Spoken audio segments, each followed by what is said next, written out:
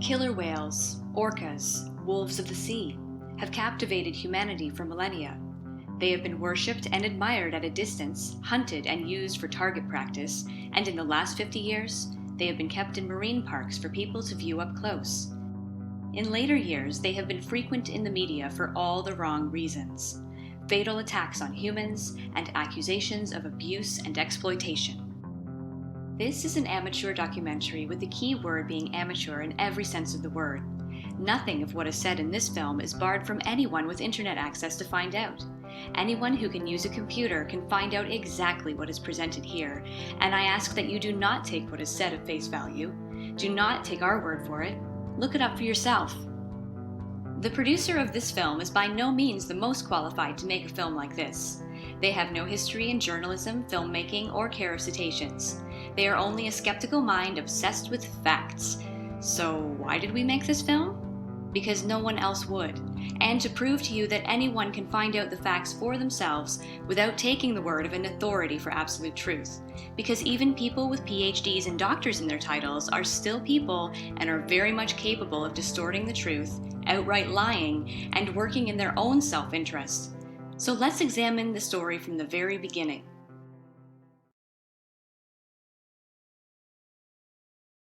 The first killer whale ever to be held in human care was Wanda, an adult female who was netted in November 1961 by Marineland of the Pacific after she was found alone in Newport Harbor.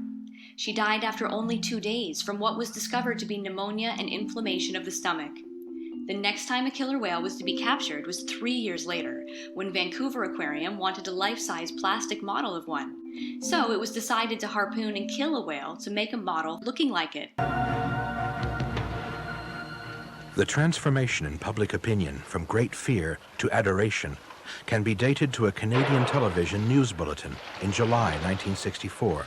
A killer whale had been shot to serve as the model for a life-size sculpture for Vancouver Aquarium, but it didn't die.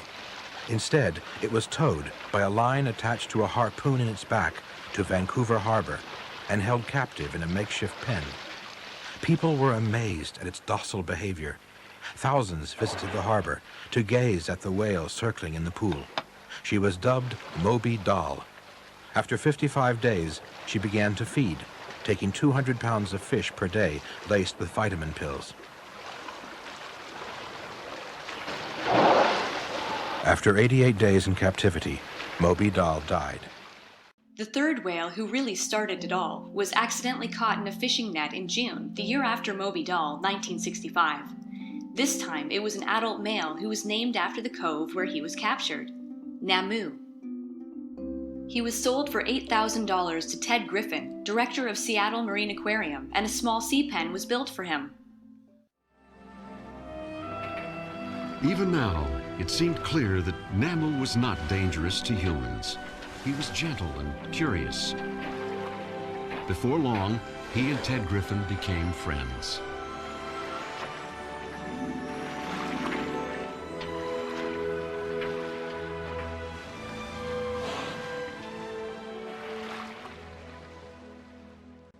Namu became the first killer whale in history to be trained and perform before audiences, and showed to the world that his species were not vicious, bloodthirsty monsters, but rather intelligent and surprisingly friendly creatures. Ted swam with him in the pen, and Namu never showed any aggression. A few weeks before, no one knew or cared much about killer whales. Now a kind of Namu madness swept the Northwest. Namu, the killer whale. Namu soon astonished the world with his good nature, intelligence, and charm. The largest species of dolphin, killer whales seem to thrive on plenty of attention and fresh fish served daily.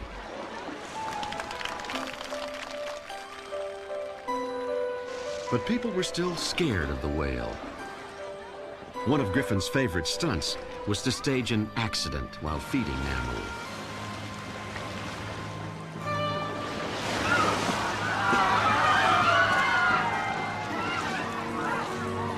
Horrified onlookers were still gasping when it became clear that Ted and Namu were putting them on.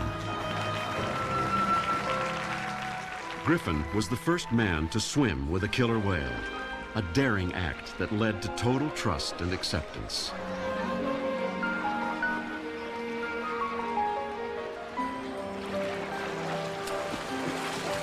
A popular movie was made starring Namu, and millions got their first close-up look at a killer whale.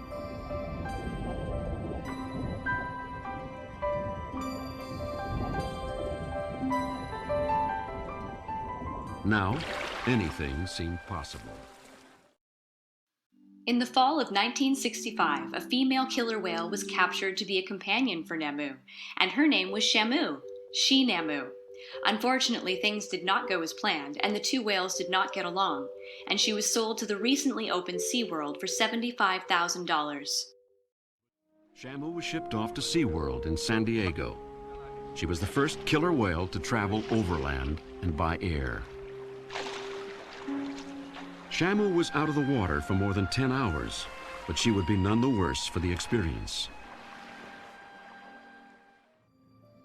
But back in Seattle, Ted Griffin rarely questioned his tremendous success with Namu.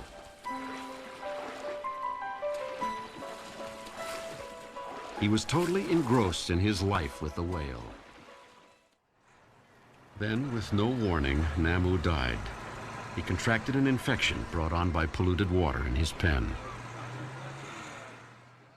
Namu died after less than a year, while Shamu was eventually joined by 3 more whales at SeaWorld.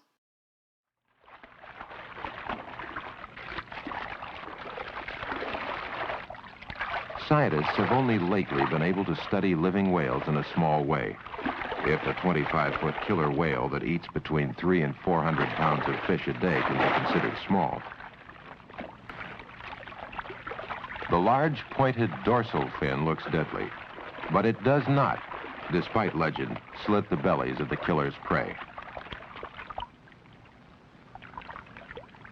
In whalers' stories and some serious literature, this large dolphin is painted as a bloodthirsty, insatiable monster. In captivity, it is generally docile, playful, and intelligent enough to cooperate in various scientific experiments. It remains, however, an extremely dangerous animal to be approached with caution. One could say Shamu is the most famous whale that no one knows anything about.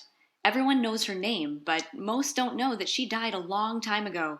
In 1971, she passed away from blood poisoning and uterine infection. But she and Namu had been the start of an industry. They had made the public fall in love with killer whales, who still in this day and age were viewed as pests and were used as target practice by the Navy. Once hated and viewed as nothing but disposable beasts, now they were viewed as amazing and beautiful animals, capable of great intelligence and gentleness. Performing whales like Yaka are popular but controversial. They're both a joy and a headache for oceanarium directors like Mike Demetrius. The public really didn't know very much about these animals. In fact, they were shooting them in Puget Sound. They were dive bombing them up in Iceland as little as 25 years ago. And now, because of what the oceanariums have done by educating people about what magnificent creatures they are, now it seems to have turned on us, and now people seem to think that they shouldn't be in captivity. Before the decade was over, roughly a dozen parks had tried keeping killer whales, though most were unsuccessful, as were most in the years that followed. Not enough was known about killer whales, the facilities were too small, and animal care was not advanced enough yet. As a result, whales died young, and not a single pregnancy resulted in a viable calf. It would remain this way for 20 years. In 1984, SeaWorld Orlando finished their new killer whale habitat, which is still in use to this day. These were the largest pools killer whales had ever been kept in, and the 9-year-old female Katina at SeaWorld Orlando was pregnant. In September of the next year, SeaWorld's first calf was born, and she was also the first killer whale calf to be born and survive in human care.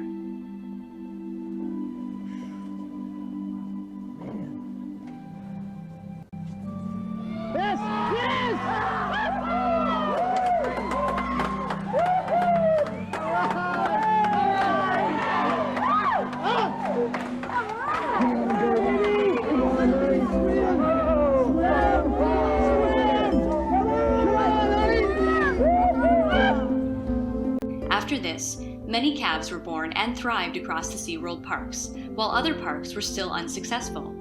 Since then, SeaWorld has entered its 4th generation of captive-bred killer whales, with the birth of Katina's great-great-granddaughter Amaya in 2014, while only 2 other facilities, Marineland in France and Kamogawa Sea World Japan, have entered their 2nd generation. Killer whales are found across the globe in all the world's oceans. They are one of the most widespread mammals on Earth, only second to humans. So naturally, there are several different types of slightly different size, shape, coloration, ways of life, and feeding habits. Unlike what some people think, killer whales do not traverse the great oceans.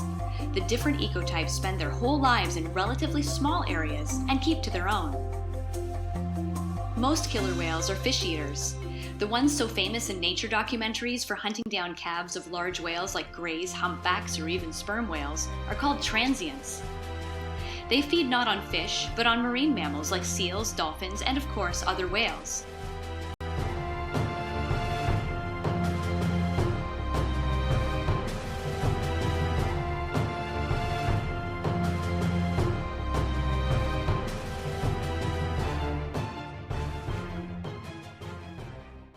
Only around half a dozen transients have been held in human care. One of them being Kanduk, grandfather of 2 whales alive today.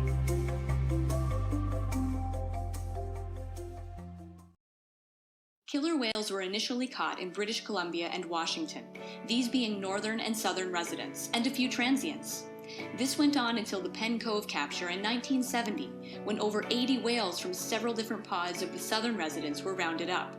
A few whales drowned from getting stuck in the nets, 7 were ultimately captured to be sold, and the rest were released again. It was when the dead bodies of the drowned whales washed up on shore that public outrage eventually stopped the captures in the northeastern Pacific. The last captures there occurred in 1976, when a few transients were captured and held for a time for research, but they were all released after a few months. It was that same year that captures started in Iceland, a whaling nation which had far less problems with their whales being captured and taken across the globe. Since then, almost all zoological killer whales have been Icelandic, which is why captive-bred animals are of almost exclusive Icelandic origin. Japan captured some whales in their infamous dolphin drive hunts as late as 1997, but they have all been kept in Japanese parks. A total of 4 whales were captured in the South Atlantic in the 80s and 90s by Mundu Marino in Argentina. But there is a great misunderstanding in who actually captured the whales. In the vast majority of cases, no people from the marine parks themselves ever went out to sea in order to capture some whales for their parks. Fishermen went out as freelance operators to capture whales, kept them at holding locations, and then sold them to marine parks. A subtle difference, but worth noting. Neither SeaWorld nor any other park was ever told to stay out of Washington, as the movie Blackfish claims, and not a single one of the whales in the Penn Cove capture was bought by SeaWorld. Captures in Iceland went on up until 1989, at which point only Japan and France were still buying whales. Most American parks stopped buying whales earlier in the 80s, and SeaWorld stopped as far back as 1978. Every whale they have acquired since has either been from other parks who stopped keeping them, or they were born at SeaWorld. The only country where killer whales are being captured currently is Russia. Since 2012, a number of whales have been captured and sold to various facilities in Asia.